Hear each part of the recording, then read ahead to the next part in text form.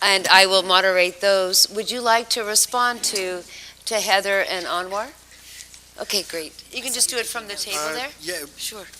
no, just, I think it's better if we have more time for questions, but let me just say very quickly that I think what Isser said about the importance of gender equality and women participation is extremely important. I think in some countries, it's clear that the pressure that's put on women to basically withdraw from the labor force after they have children has the consequence that some countries are almost about to disappear. When you have the when the size of the cohort in Japan or Korea or Germany or Italy, that the size of the generations that are born right now are 30% smaller than the generation of their parents. This is not the complete end of the country, but this is getting close. If you continue like this for 2 or 3 generations. And so, like all important social and economic issues, this is not a technical issue. This is really a conflict of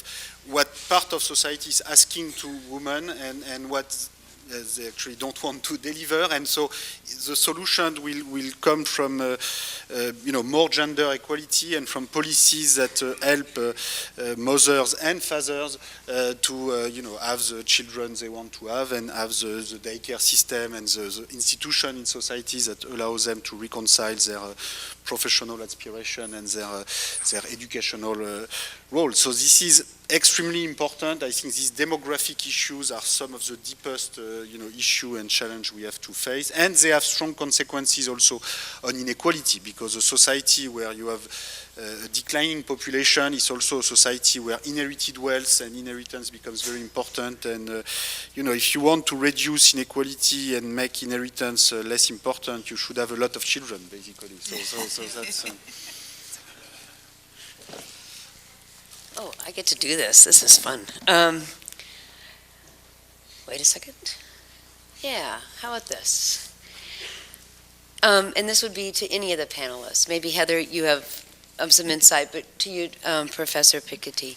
Is there any information, anything that you came across that would give you an idea about what point inequality would foment social unrest and maybe lead to a transformation, maybe lead to progressive taxation? What's that level? And if you haven't found such a relationship, why not? Professor Piketty first. Yeah, well, I'm afraid I don't have a mathematical formula to determine this level, but what I try to do in the book is to show that at least we can make progress by historical comparison and try to better understand the orders of magnitude where inequality becomes really excessive. So, for instance, the level of wealth concentration that we find in European countries until World War I was, I think, excessive in at least 2 ways. First, it was not useful for growth.